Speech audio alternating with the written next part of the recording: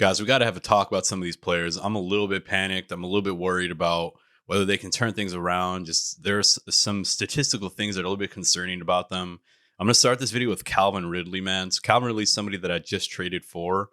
And I'm a little bit nervous about some of the statistics behind his production, right? So I'm just going to jump right on into it, dude. I'm going to list some of the bad things about Calvin Ridley and then list some of the good. So starting with the bad, he's currently the wide receiver 35, man, which is definitely not what you signed up for. We were drafting him in like the second, third, fourth round. I mean, second and third round, to be honest. So he's currently the wide receiver 35, so he's hurting you, right? He's not really performing like we thought he could. He's been having a diminishing target share every week, right? So he started week 1 for 11 targets, then 8, then 7, then 2. Diminishing first read percentage, meaning is he the first read for the quarterback on each play? What that basically means, I mean, it's pretty straightforward, but why that's important is that you want the dudes who are usually the first read on the offense. You want like a 30 to 40% rate. Like that would be ideal. Those are like your true alpha wide receivers. Those are guys that on every hike or on every snap, they're going to get 40% of the time that they are the first read of the player of the offense. So it's diminishing for him. And lastly, dude, the Jags offense just doesn't look that great.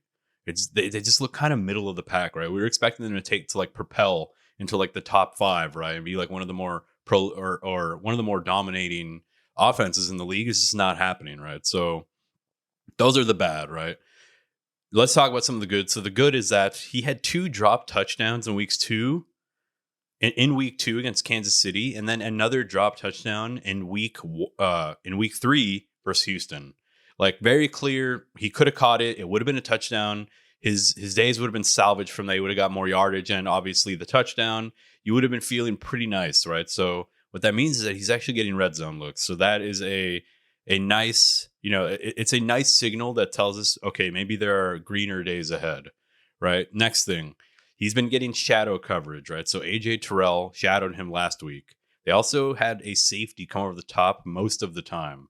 So their game plan, they didn't want a revenge game, was to take Calvin Ridley out of the game.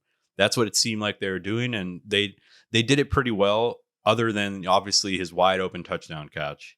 And he also had a defensive pass interference, which would have been like a 50-yard gain. He like stops to go back for the ball. Defender has no idea, bumps into the defender, he gets grabbed. If he would have caught that, that's another 50 yards. It's another 5.5 or 6 fantasy points if you're in PPR. That's a 16-point fantasy day. You're feeling fine with that, even though the target share is low, right? So lastly, one of the good is that he's still very talented. He's still very fast. He's very shifty. He's getting a lot of looks in the red zone. And yeah, man, I think it's just when teams want to take him out of the game, it seems like the Jags have no problem not force feeding him, which is like good and bad, right? It's bad because we don't, in fantasy, we want our guys to be getting targets because we want them to have the potential to get open. But if they're going away from him in the times that he's double covered, it could mean longer drives. It could mean the offense is more capable. So that's ultimately a good thing, right? Because the less your team has to punt, the more opportunities your players will have to get, catches and to get production. So I do think it's like a net positive at the end of the day. So yeah, those are my thoughts. I think I'm a little bit panicked about him because of the diminishing target share, but I do want to say, like, I'm hoping that's just how things went, right? I'm hoping it's just a little bit of bad luck. He dealt with like drops issues earlier in his career, which he fixed while he was still with Atlanta.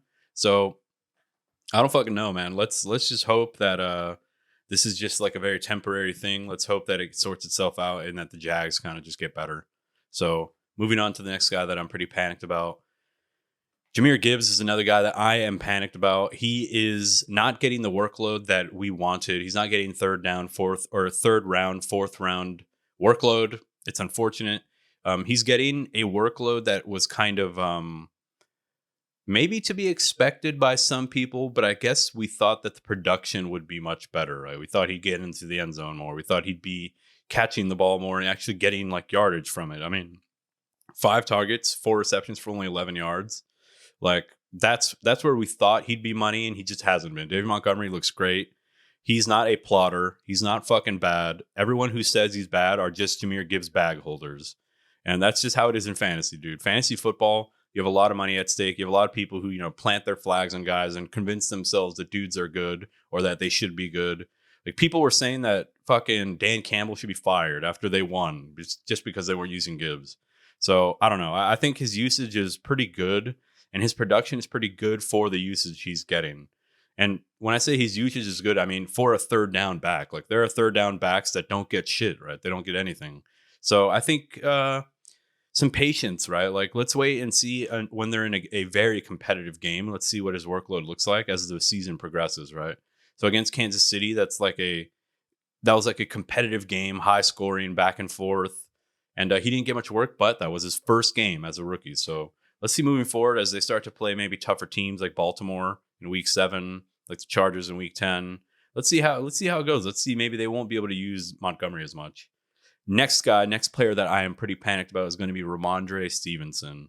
Now, Rhamondre Stevenson has had the workload. He's had the volume. He just has looked decrepit, less than 3 yards or 3 or less yards per carry every week. The Patriots offense just looks bad. Other than week 1, where he got 6 receptions for 64 yards to kind of like save his day, I think there's nothing to be excited about for Rhamondre. In week 2, he falls into the end zone, 15 for 50, falls into the end zone, gets 3 catches for 10 yards. But in week 3 and 4, against 2 pretty strong defenses, to be fair, and in negative game scripts, he's had some volume, but he just doesn't look good. I've never been a fan of Rhamondre. Never. Patriots running backs in general, no thank you. And Rhamondre Stevenson specifically, nothing special to me. Like, tell me what about his profile is special or unique. You can't, there's nothing, dude. He's not that fast. He's not the best catcher. He's a good catcher, but he's not the best. He's not shifty. He doesn't really force missed tackles. I really don't know. And if you draft him as like your RB1 or RB2 with a strong RB strategy in your draft, I'd be feeling pretty sketch. If you could try and move him to like a Patriots fan, which there's probably tons of Patriots fans. It's one of the biggest bandwagon teams in the fucking world. So find a Patriots fan in your league. Try to shop him Rhamondre and see if he is willing to buy low on him. Unfortunately, that's just how it is, right? If you have assets that aren't worth a lot, you're just going to have to sell them low and hope that they continue being dog shit, because nothing's worse than trading a dude who's bad and ends up popping off, right? So anyway, that's it for Rhamondre. I kind of went off on a little bit of a rant, but next guy's going to be Miles Sanders. Miles Sanders is a guy that I've also never really been a fan of. He was kind of in Saquon Barkley's shadow at Penn State. Was pretty productive once Saquon left Penn State and was decent. And ever since he came to the league, he played for the Eagles the first 3 seasons. He just was never really special to me. He wasn't really that effective. He didn't really get a lot of opportunity. But so, to be fair to him, he didn't get enough opportunity to really show what he has. But he's been pretty effective this year as a receiving running back. I will say that. He's number 1 in the league at the running back position in receptions and targets. So that is kind of keeping him somewhat usable in fantasy. But otherwise, dude, he's just not. The Carolina offense is just really bad. And if you have a player who's just not that special of a talent in a bad offense, it's just going to be tough, man. It's going to be tough to have a consistent starter on your fantasy team when that's the case. Because then you can really only play him in certain matchups and just hope that they're not losing by so much that they still run the ball, right? And if he doesn't get the targets in negative game scripts, you're feeling real bad. So those are my 4 guys. I think out of those 4 guys, Ridley is the one where I'm still a little bit pumped about. I'm still excited to see how the Jaguars use him going forward. Excited and a little bit scared. But the other 3 running backs on the list, I'm trying to get off the ship if you can, man. It doesn't look good. So hope this video helps. Hope you guys like it. If you do, why don't you hit me with a subscribe. Hit me in the comments with your sit starts, or if you have trade advice, if you have a pending trade you need help on, let me know, man. And I'll catch you guys in the next video. Peace.